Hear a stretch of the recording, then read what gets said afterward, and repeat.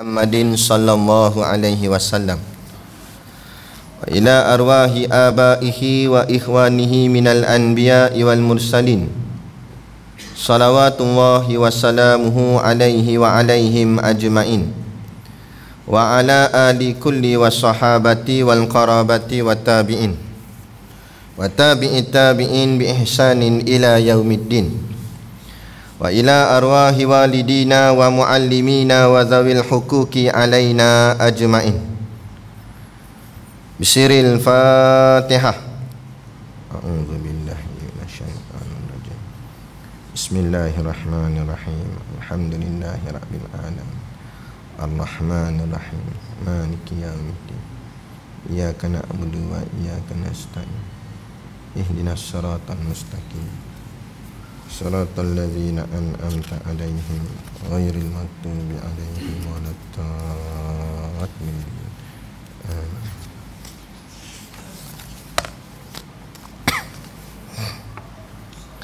Bismillahirrahmanirrahim. Alhamdulillahilladzi a'tal in'ama jazila wa qabila minasyukri qalila wa faddalana ala kathirin mimman khalaqa tafdila. Sallallahu ala sayyidina Muhammadin alladhi lam yaj'al lahu min jinsihi adila wa ala alihi wa sahbihi bukratan wa asila. Subhanaka la ilma lana illa ma 'allamtana innaka antal alimul hakim. Rabbi syrah li sadri wa yassir li amri wahlul 'uqdatam min lisani yafqahu qawli. Wala haula wala quwwata illa billahil aliyyil azim. Amma ba'. Alhamdulillah, kita sama-sama panjatkan syukur kehadaratillah subhanahu wa ta'ala yang dengan limpah dan kurnianya diizin oleh Allah subhanahu wa ta'ala kepada kita pada malam ini untuk sama-sama kita berada di dalam rumah Allah. Siapa yang belum berniat iktikaf boleh mula untuk niat iktikaf, kerana tidak ada tempat yang lebih mulia daripada rumah Allah. Hatta Dewan Parlimen ataupun istana negara sekalipun tidak setaraf dengan mana-mana masjid, kerana masjid itu adalah rumah Allah. Satu tempat yang kalau kita duduk saja pun boleh pahala. Ini kan pula bukan hanya di masjid, tetapi kita pula berada di dalam masjid yang dalam masjidnya ada buat kuliah ataupun pengajian. Maka kata Nabi sallallahu alaihi wasallam, idza marartum bi riyadil jannah, jika kalian berjalan kemudian kalian terserempak ataupun ternampak di situ ada riyadul jannah.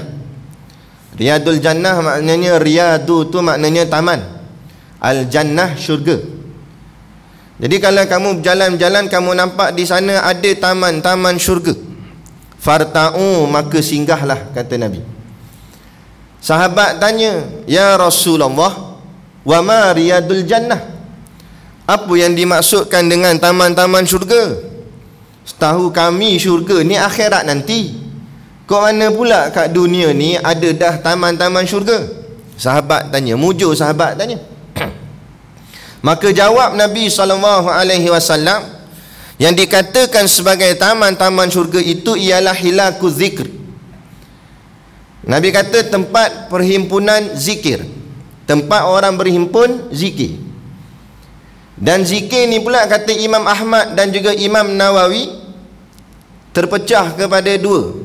Satu yang disebut sebagai majlis zikir, majlis yang kita buat majlis zikir sungguhlah, iaitu tahlil ke, zikir subhanallah ke, tak kira lah, asal zikir.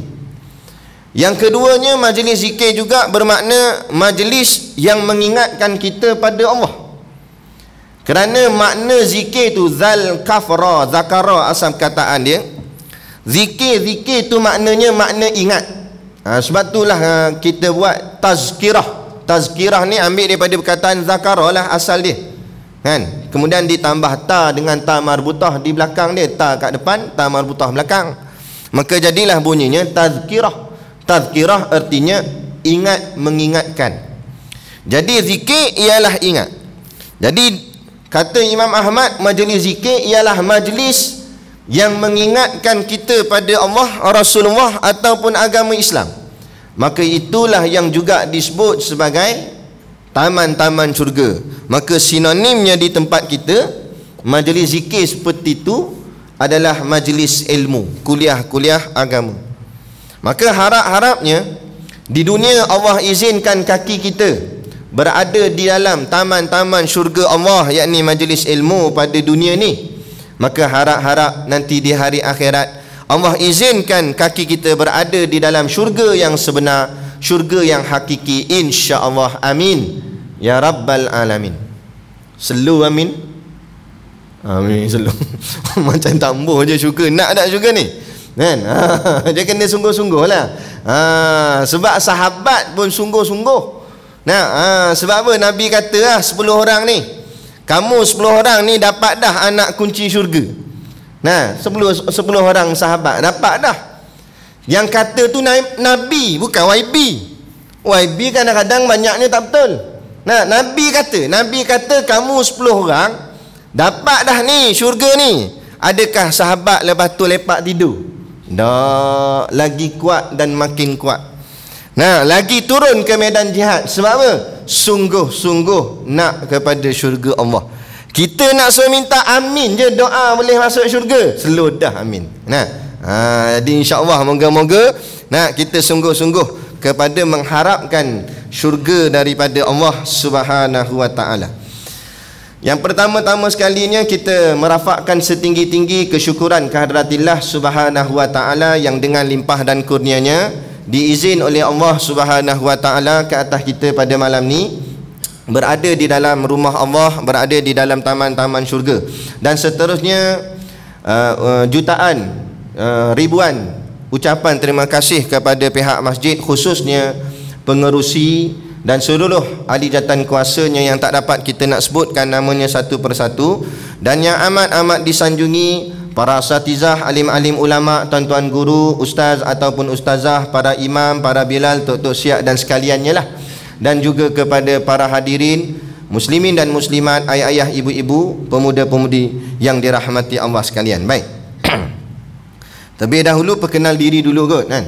Sebab saya pun tak pernah sampai sini. Lalu kot jalan luar tu pernah lah, Nabi masuk dalam ni tak pernah lagi. Nama diberi Muhammad Syakir bin Nasuha. Orang panggil Syakir lah kan, orang panggil Syakir. Nak panggil apa K pun tak apa dah kan, janji panggil elok dah lah. Jangan woi dah lah kan. Jadi saya berasal daripada Shah Alam, Shah Alam Selangor. Berasal daripada Shah Alam Selangor. Tapi malam ni bukan datang daripada Shah Alam, lagi takut pula bendahari kata jauhnya ustaz datang malam ni. Tak, datang sini je, tapi jauh jugalah, dekat sejam lebih, sejam setengah daripada Beruas. Tu yang cukup nak buat jamak tu. Daripada Beruas, di sekolahnya Ustaz Siddiq, kalau kita kenal lah, biasa kenal lah, orang lama kenal, Tuan Guru Siddiq No, ataupun panggil Ustaz Siddiq lah. Jadi Tok Guru tu, Tok Guru Siddiq No tu guru saya, dan juga merangkap bos saya lah, sebab dia mudi. Saya bantu beliau, yang ni timbalan mudi. Kami di sana ada 2 buah sekolah, iaitu pondok dan juga tafiz. Pondok untuk orang dewasa, tafiz untuk budak-budak sekolah. Jadi kedua-duanya di bawah mudi yang sama dan timbalannya yang sama. Jadi itulah sedikit sebanyak orang kata biodata lah, pengenalan diri. Jadi kan panjang sangat biodata kan, tak jadi ceramah pula, jadi cerita pasal saya lah pula dah. Tajuk malam ni diberitahulah kepada saya, iaitu berkenaan dengan Maulidur Rasul, iaitu sirah Nabi lah. Nak cerita tentang sirah Nabi, Maulidur Rasul. Walaupun Maulidur Rasul lambat lagi tapi kita tak apa, semangat. Dia sebenarnya bukan mesti kena tunggu 12 Rabiul Awal, kena tunggu tarikh Maulidur Rasul baru boleh nak buat ceramah Maulidur Rasul. Tak, bila-bila tak apa. Bulan Safar tak apa, bulan Muharram tak apa, bila-bila. Raya boleh, Aidilfitri boleh, Hari Adha boleh, bila-bila pun. Sebab apa? Sebab kita disuruh ingat pada Nabi, sayang pada Nabi, setiap saat, setiap bila-bila pun. Bukan mesti nak tunggu nak datang Rabiul Awal baru nak kasih ke Nabi. Dan sebelum tu tak kasih Nabi. Jadi tak ada masalah sambut awal ke, sambut tengah-tengah ke, sambut lewat ke. Yang penting dalam hati ni nak kasih kepada baginda Nabi sallallahu alaihi wasallam. Baik. Pertama sekali kita nak faham dulu, bila kita nak sambut Maulidur Rasul ni, apa tu maulid? Kadang-kadang orang sebut maulud, kadang-kadang orang sebut maulid. Mana satu yang betulnya? Kalau maulud itu artinya yang dilahirkan. Maulud maknanya yang kena lahir, iaitu Nabi kita lah, Muhammad. Nabi yang maulud di sini maknanya Nabi Muhammad lah yang dilahirkan. Seperti mana dalam hadis kullu mauludin. Maulud tu maknanya setiap yang dilahirkan, maulud. Jadi maulud iaitu makna yang kena lahir atau yang dilahirkan baginda Nabi sallallahu alaihi wasallam. Tapi kalau sebut maulid dengan baris bawah, dengan baris bawah, maulid itu maknanya dua, berkemungkinan dua makna dia. Satu sama ada zaraf makan atau zaraf zaman. Kalau orang mengaji ilmu alat, ilmu nahwu sarah lah. Jadi maknanya kalau maulid boleh jadi tempat lahir atau tarikh lahir, masa lahir. Jadi yang biasanya bila kita sebut Maulidur Rasul, takkan tempat lahir kot. Jadi maknanya sini tarikh ataupun waktu ataupun zaman ketika yang dilahirkan, tarikh yang dilahirkan. Lahir sama mana? Lahir Rasulullah sallallahu alaihi wasallam. Jadi tarikh lahir ni pula pun ada khilaf di kalangan ulama. Setengah kitab sirah kata 12 Rabiul Awal. Setengah kitab sirah kata 9 Rabiul Awal. Antaranya kitab Rahiqul Maktum menyebut bahawa 9 Rabiul Awal tarikh kelahiran Rasulullah. Jadi kalau kita dengar mana-mana ustaz mengajar kata 9, tak payah terkejut lah. Jangan kata ustaz ni biar betul ni, ayah pin ke benda ustaz ni, kata. Dah betul dah tu, 9 pun betul juga. Sebab sebahagian pandangan kata 9, sebahagian pandangan lagi kata 12. Jadi rosak akidah ke ustaz? Tak rosak akidah. Masalah tarikh tak menggoncangkan akidah pun, kan? Macam kita lah menikah dengan bini kita. Masa menikah, masa sebelum nikah dulu, masa berawet-awet dulu, kita tanya dia birthday dia bila. Dia kata 8 hari bulan 5. Lepas dah menikah, dah anak 4 dah. Gigi tengok IC lah, bukan. Rupanya dia lahir 10 bulan 8. Tadi kata 8 bulan 5. Adakah jadi batal pernikahan? Tak batal. Sebab masalah tarikh lahir tak ganggu apa. Gitu juga. Jadi kalau siapa pegang 12 pun betul juga, pegang 9 pun betul juga. Yang eloknya kita knowledge, kita faham bahawa di situ ada khilaf di kalangan ulama. 12 pun ya, 9 pun ya. Jangan duk bergaduh pasal 12 ke 9. Lah kali dengan nabi-nabi dia tak ikut kok. Nabi suruh pakai tutup aurat, dia kasar pendek. Tapi gaduh 12 ke 9, 12 ke 9. Tak mahu gitu. Yang penting kita mengikut baginda Nabi sallallahu alaihi wasallam. Dalam satu ayat Quran, dalam surah Ali Imran, keluarga Imran, surah yang ketiga ayat 31, Allah Subhanahu wa taala berfirman, A'udzu billahi minasyaitonir rajim, qul in kuntum tuhibbunallaha fattabi'uni. Kata Allah, kul, katakanlah wahai Muhammad kepada mereka, yakni kita semua termasuk sekali, in kuntum tuhibbunallah, jika benar kamu mengasihi Allah, kalau betul lah kamu sayang Allah, kamu nak taat pada Allah, kamu nak ikut Allah, kamu kasih pada Allah, fattabi'uni, kata Nabi, maka hendaklah dia mengikuti aku. Aku sini Nabi kita, Nabi Muhammad. Kalau kamu benar kasih pada Allah, ikut Nabi. Kalau benar kamu kasih pada Allah, ikut Nabi. Ni kata kasih ke Allah tapi tak ikut Nabi, kan? Kata negara Islam, kata masyarakat penuh dengan Islam, kata kerajaan Islam, Nak sultannya Islam, agungnya Islam, Perdana Menteri, habis Menteri Kabinet, kebanyakan majoritinya Islam. Nah, tetapi bila nak melaksanakan hukum Allah, lebih percaya pada hukum ciptaan barat, ciptaan manusia. Dah kok mana gitu? Kata ni kata dah, kalau kamu betul, kamu kata kamu menjunjung Allah, nah ikut agama Allah, fattabi'uni, ikut Nabi. Dan Nabi kata apa? Nah, Nabi kata, kalaulah anakku Fatimah mencuri, nescaya aku sendiri yang akan potong tangan dia. Nampak? Nabi kata, dah kata nak ikut, nak taat pada Allah, nak taat pada Allah, nak dapat kasih Allah, fattabi'uni, maka ikutilah aku, kata Nabi. Nah, barulah mendapat yuhibbukumullah. Kalau kita mengaji ilmu alat, yuhib tu dijazamkan, dia buat jadi baris mati. Yuhib tu maknanya jawab. Nah, maka jawabnya Allah akan kasih kepada kamu.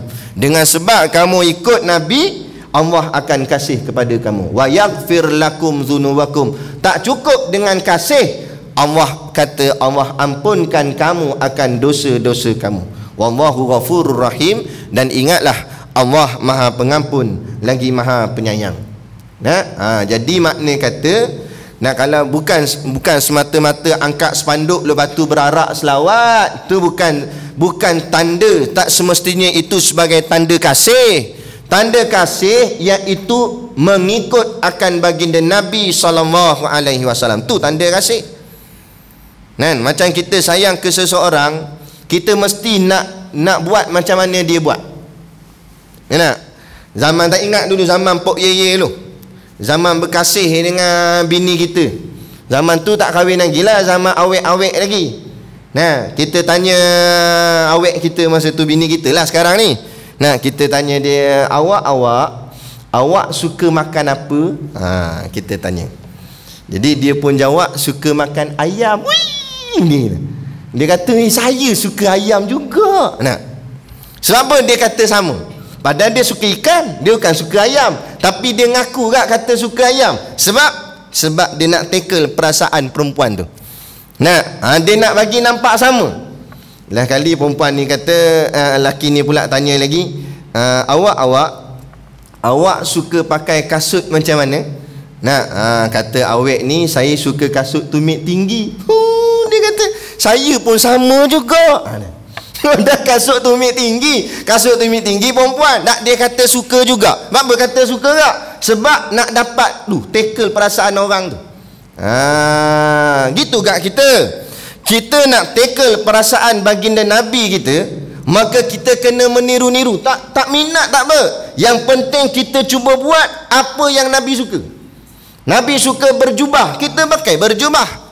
Kalau tak apa nak minat lah, panas usah jubah. Kalau begitu beli selai tak apa dah.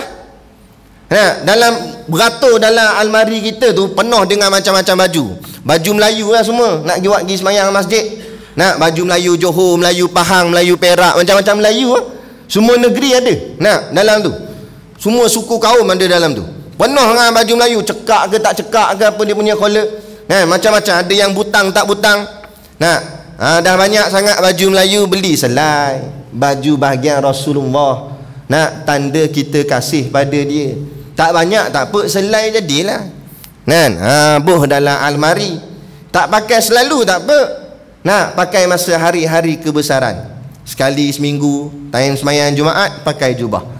Tak semayang Jumaat pun, time hari raya pakai jubah. Supaya apa? Sebagai tanda kita kasih pada Rasulullah. Biar panas tak apa, berpeluh-peluh. Sebab kita tak biasa pakai, sekali pakai peluh habis.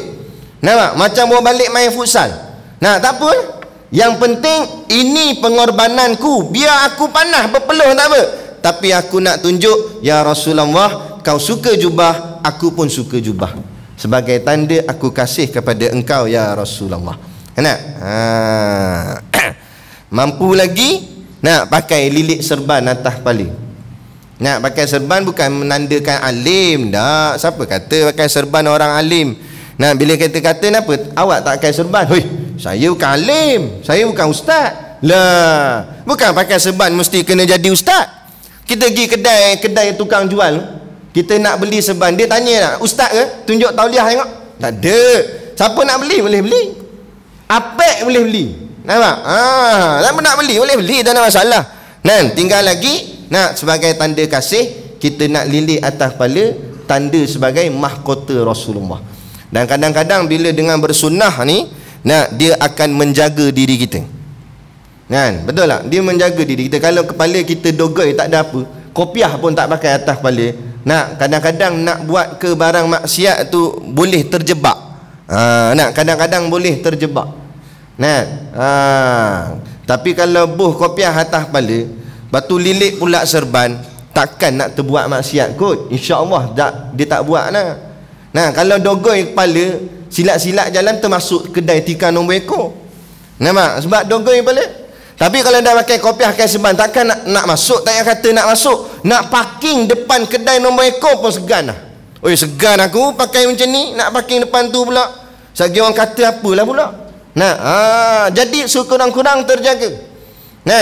Nak ngurak awet takkan pakai serban gini piwit kan gitu.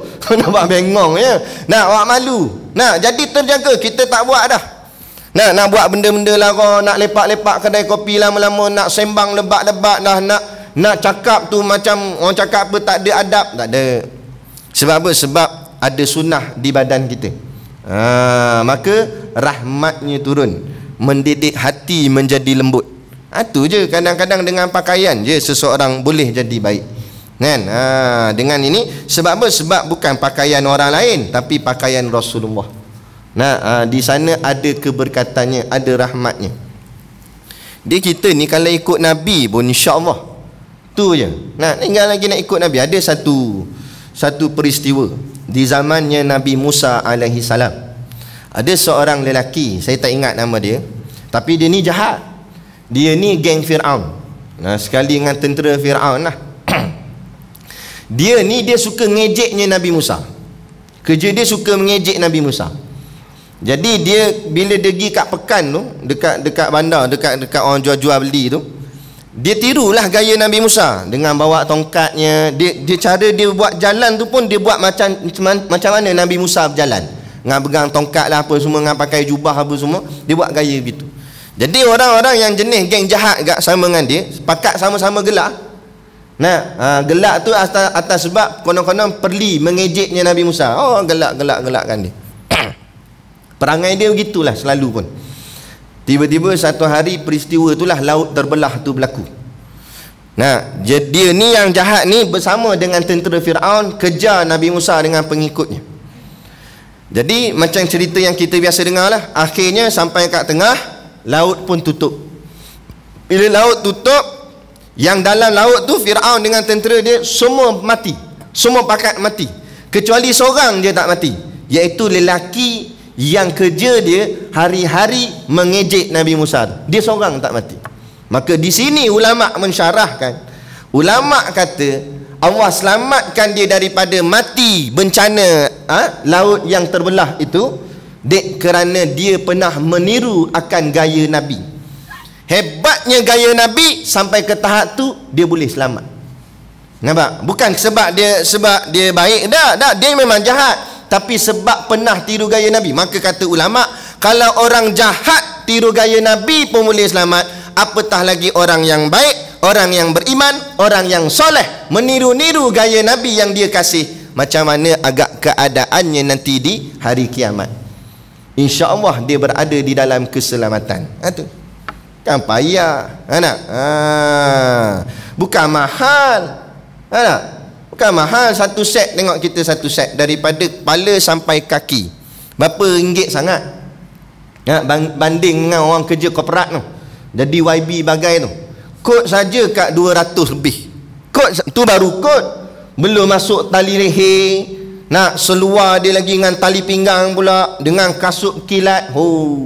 Satu set tu atas badan saja boleh mencecah kat RM1,000.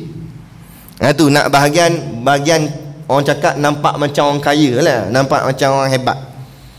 Tapi bahagian sunnah tak banyak mana pakai duit. Kopiah berapa kopiah? Kopiah baru RM10. Kalau kopiah lembik RM5. Serban baru RM15. Nampak? Jubah jangan beli mahal-mahal sangat. Biasa sudah bau RM50. Kain pelikat gajah duduk mau berapa ringgit sangat. Total tak sampai RM100 atas badan. Walaupun murah di sisi dunia nampak harganya, tapi sangat mahal di sisi Allah kerana pahalanya. Jadi kita pilih, kita nak dunia ke akhirat, tapi kita tak pandang yang tu tuan-tuan. Kita pandang dunia. Sebab tu ulama pakai jubah serban, siapa hangat nak pandang. Tapi kalau datuk pakai kot, tengok dah tak? Tempat kita kalau datuk datang macam layan. Dengar kata ni datuk nak datang ni, menteri sekian-sekian nak datang ni, bentang kapek merah. Ustaz datang mengajar kuliah, tok guru datang mengajar kuliah, kapek benda bentang, tikar mengkuang.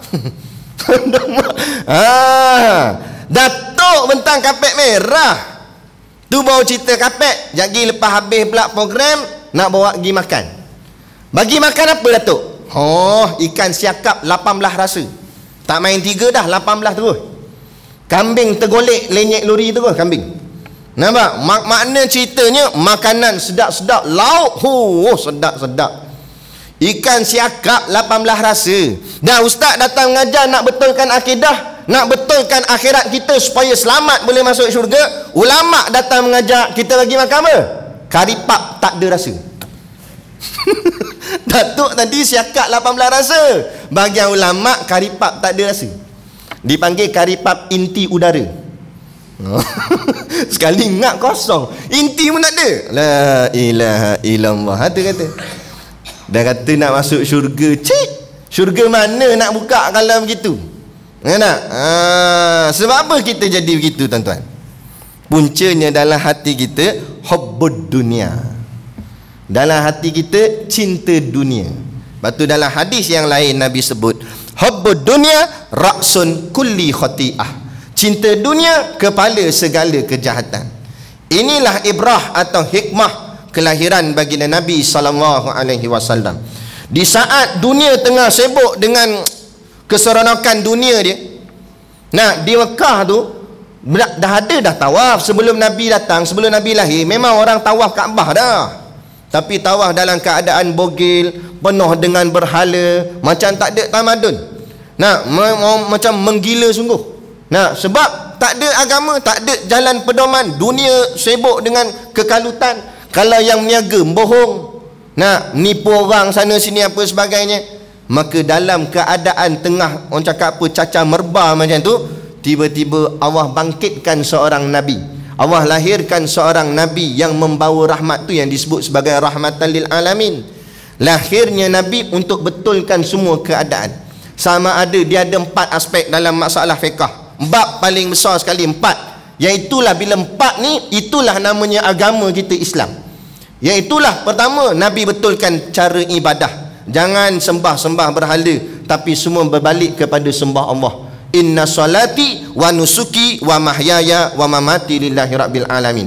Sesungguhnya solatku, ibadatku yang selain solat, wa mahyaya hidupku, wa mamati dan matiku, semata-mata lillahi rabbil alamin. Hanya untuk Allah Tuhan sekalian alam. Tu ibadat yang pertama.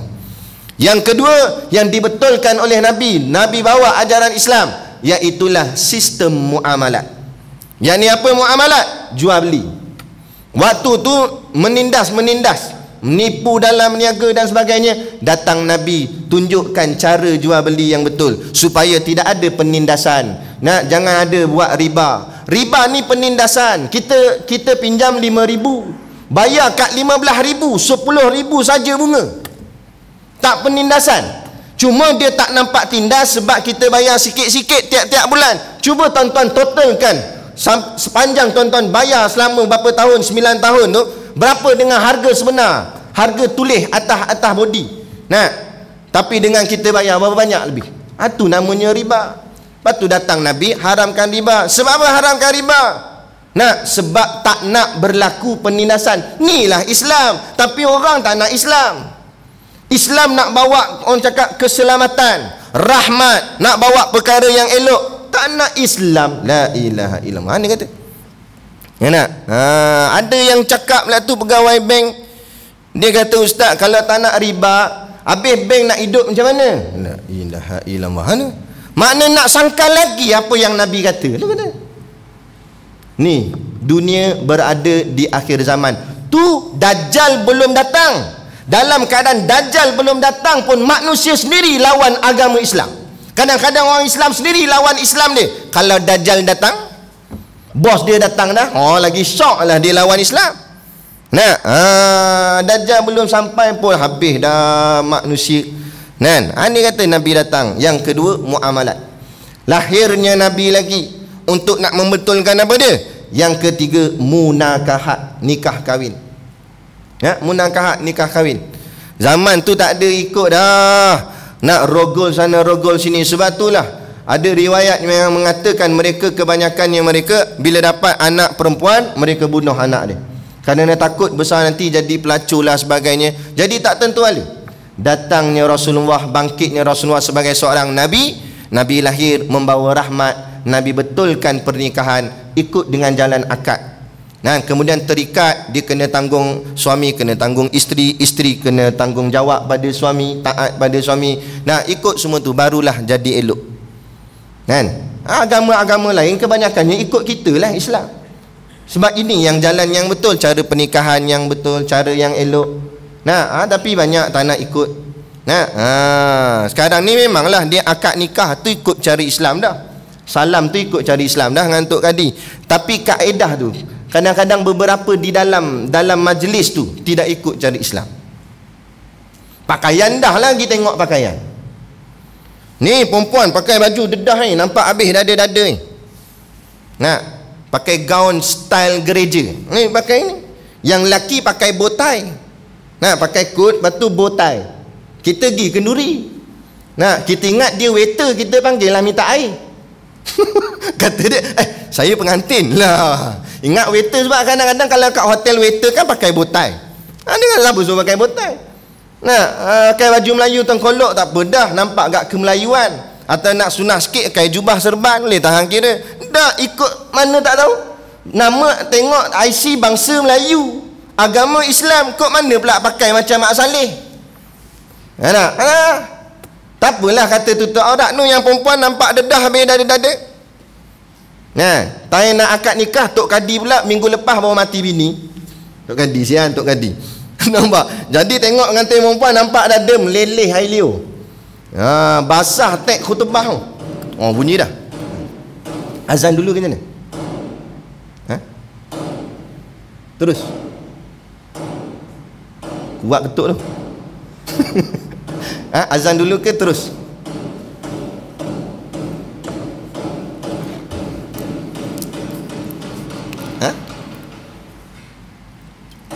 Tak boleh bagi keputusan.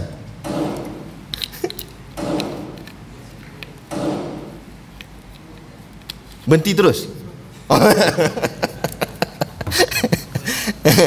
Minai tak? Najak sikit tak apa kot nak. Ikut peraturan sangat. Tak apalah bagian agama nak. Bukan kita berjoget pun. Baik, mana tadi? Muamalat tadi, munakahat, nikah kahwin.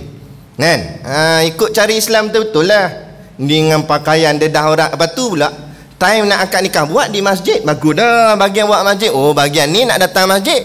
Bagian kuliah tak nampak batang hidung pun. Bagian kahwin, bagian mati datang masjid. Betul tak? Tak pernah datang dia. Lah kali baru datang.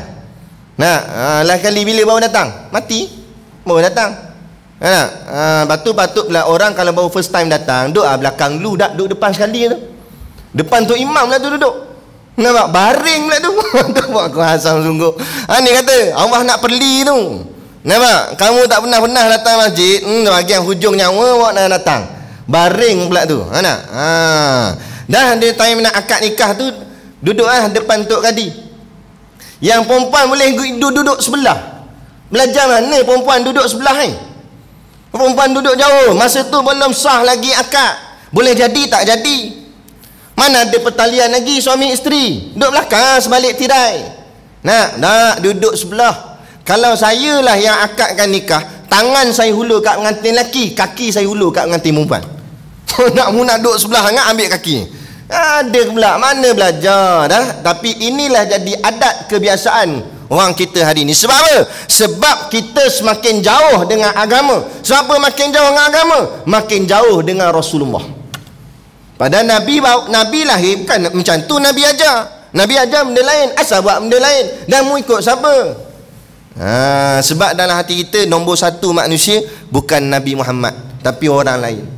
Nah, hari ni kegilaan tengok budak-budak muda, kegilaan artis Korea sampai menangis. La ilaha illallah. Dekat airport artis Korea turun kapal terbang, histeria terus budak perempuan macam orang gila. Kenapa? Artis kawan tu sunat pun tidak. Suka sangatlah. Korea tu pun tak kenal dia siapa. Batu belajar cakap Korea tu, cakap Melayu pun pelat. Cakap Korea minat sangat. Kalau belajar cakap Arab boleh tahan kira, boleh gak faham hadis, boleh gak faham ayat Quran. Ni dak bukan merepek. Sebab apa ni? Masyarakat kita hari ni dalam hatinya hilang dah nama Muhammad. Tak ada dah nama Nabi dalam hati ni, tapi nama orang lain. Nama artis-artis yang bukan-bukan. Sampai menangis-nangis bila jumpa artis. Kalau ulama yang turun daripada kapal terbang, lepas tu kita menangis kerana dapat cium tangan ulama, Allah boleh tahan kira mana dia kasih pada ulama. Agak-agaklah kita tuan-tuan. Kalau Nabi lah masih hidup, kemudian Nabi datang kat Kuala Lumpur, Nabi buat ceramah, adakah kita tetap tinggal di sini atau kita pergi Kuala Lumpur? Ada tak? Nak duduk sini tak apa, Nabi datang Kuala Lumpur kan datang Perak. Padahal kita boleh naik kereta pergi Kuala Lumpur sebab nak jumpa kekasih hati kita Muhammad. Tak. Bukti? Keturunan Nabi datang Habib Umar Al-Hafiz. Itu keturunan Rasulullah. Walaupun mungkin jarak tahunnya jauh, tapi manakan tumpah kuah kalau bukan ke nasi. Maknanya perwatakan ciri-ciri pada tubuh badan Rasulullah mesti turun pada keturunannya. Makna kata jasadnya Nabi, rupa parah Nabi mesti turun dekat anak keturunannya. Yang ni keturunan Nabi, makna pada wajah para habaib itu ada wajahnya Rasulullah. Nampak? Untuk kita nak tengok, nak kasih pada Nabi, tapi tak datang. Tapi cuba orang buat sale dengan kata ni kat Kuala Lumpur ni 80% ni. Turun harga ni sebab kereta Singapura. Ada nak tolak kereta Singapura, Merc saja baru 4,000, BMW baru 8,000. Nampak? Tengoklah. Naik motor pacak tayar depan pergi. Laju sampai terpacak tayar depan. Pergi nak tengok kereta sebab kereta mahal jual murah. Sebab apa jadi begitu? Tadi yang kita sebut, sebab hati lekat dunia, tak lekat Rasulullah, tak lekat akhirat. Lepas tu kita nak buh spanduk tulis kasih ke Nabi, cinta ke Nabi, kazabta, kamu pembohong, kamu pendusta. Kamu tulis sahaja. Tapi hakikatnya kamu jauh daripada Rasulullah. Kamu tak kasih pada Nabi. Bukan barulah, sebelum PKP dulu lagi kan ada orang hina Nabi kan, buat lukis gambar babi lah apa semua tu kan. Lepas tu dia hina Nabi, dia letak nama Nabi situ. Hajar sungguh. Jadi kita buat solidariti, kita berhimpun. Saya dengan beberapa guru-guru pondok yang lain, kami berhimpun di sebuah masjid. Tak ada pentah apa, naik atas highlight gitu ya. Kita ceramah, cerita tentang hukuman atau azab yang dikenakan atas orang yang menghina-hina Nabi. Hukumannya bunuh. Semua banyaknya kesepakatan ulama mengatakan hukuman mati. Sampai ada ulama yang agak keras dia punya fatwa, dia punya pandangan. Dia kata sekalipun orang tu dah bertaubat, tetap dihukum bunuh kerana yang dia hina adalah orang paling besar sekali dalam dunia ni. Orang hina sultan pun dikira kau hajar, dah derhaka. Ini Hina Nabi, sultan, dia kuasa negeri dia je. Sultan Perak sehebat mana pun Sultan Perak, dia kuasa atas negeri Perak. Dia tak berkuasa atas negeri Terengganu, tak kuasa atas negeri lain.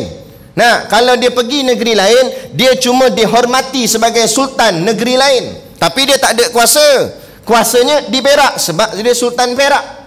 Nampak? Tapi main dengan Rasulullah, Nabi kata ana sayyidu waladi Adam yaumal qiyamah. Aku adalah pemimpin anak Adam pada hari kiamat kelak. Nabi kata aku pemimpin anak Adam. Apa maksud anak Adam? Semua manusia ni Nabi lah yang paling besar sekali. Nabi ketua dia. Nah, makna Nabi, mana Nabi pergi pun, mana negara Nabi pergi pun, di sana ada umatnya.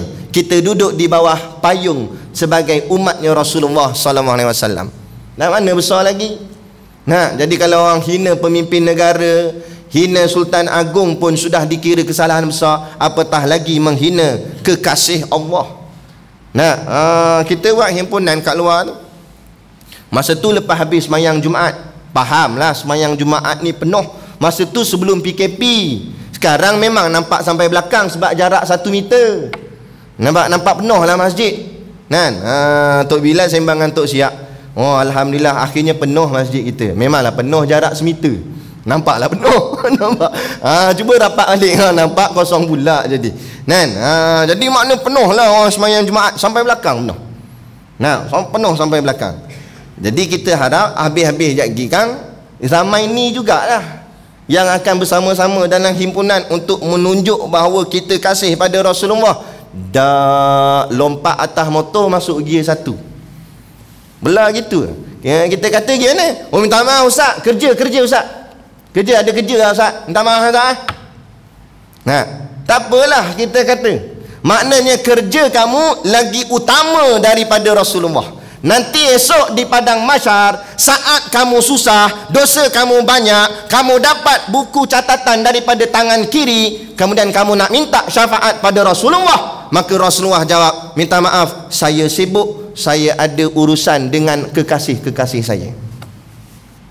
Baru ketahuan, baru nak merayu, tolonglah Rasulullah, ni neraka ni ya Rasulullah, engkau lah boleh syafaatkan aku ya Rasulullah. Tak ada dah.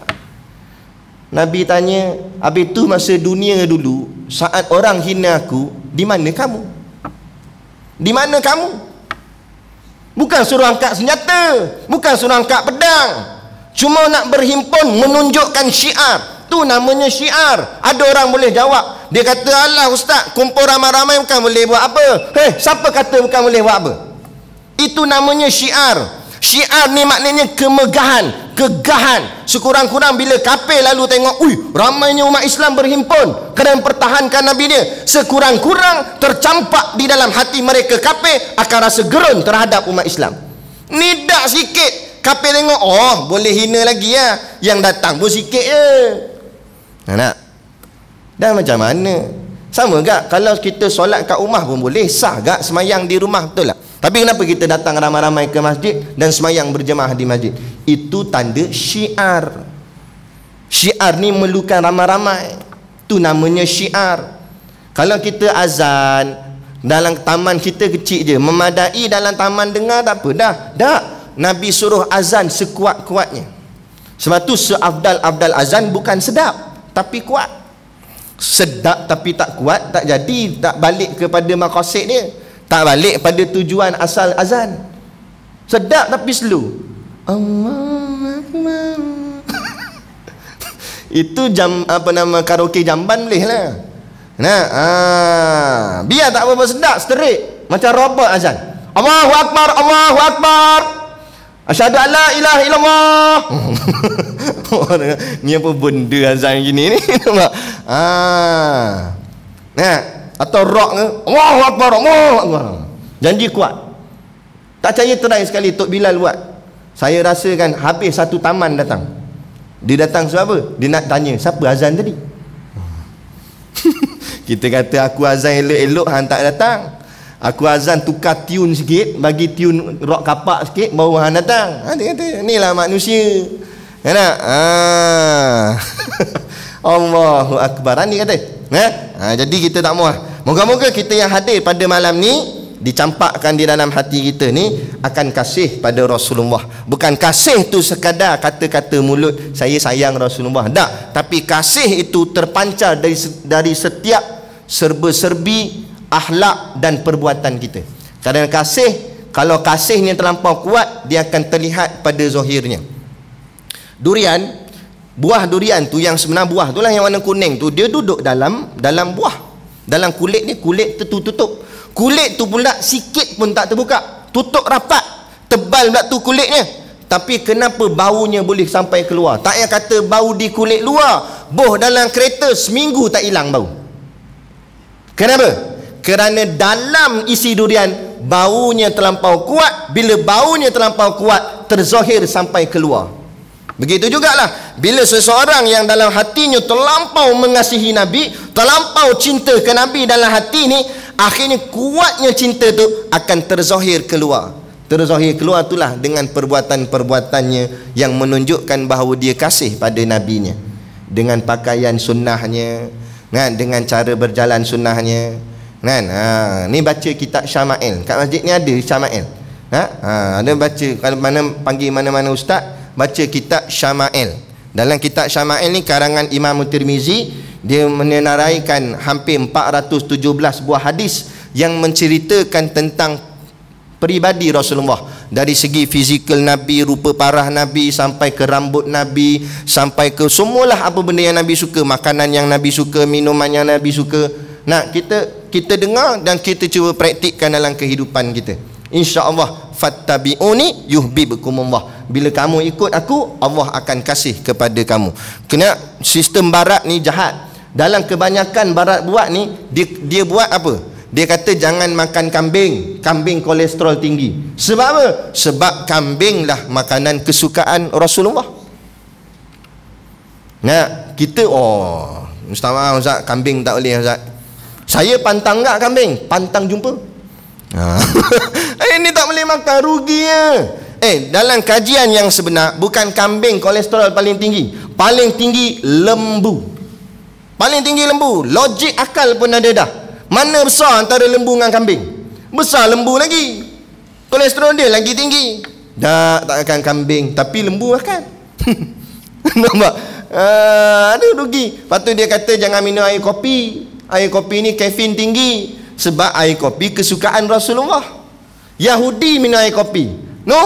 Dia buat Starbucks apa semua tu. Tu ni Israel punya jual kopi dalam tu. Nampak? Kita tak boleh minum air kopi, tak boleh. Bahaya.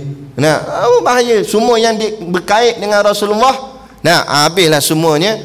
Jadi tak boleh. Sebab ini adalah pengaruh daripada barat lah, natullah. Jangan kita percaya. Zaman kita zaman intelek, zaman orang bijak. Jadi bila dapat satu-satu sumber, jangan terus pegang dan percaya, tapi kaji dulu. Takut-takut di dalamnya itu ada unsur-unsur untuk menjauhkan umat Islam dengan ajaran Islam yang sebenar, untuk menjauhkan hati umat Islam daripada kekasih yang sebenarnya baginda Nabi Muhammad SAW. Secara kita tak sedar, sikit-sikit, sebab tu dalam kitab 40 hadis peristiwa akhir zaman, dinukilkan dalam tu ada satu hadis disebut, Nabi kata akhir zaman umat aku akan jauh daripada agama ni sejengkal demi sejengkal.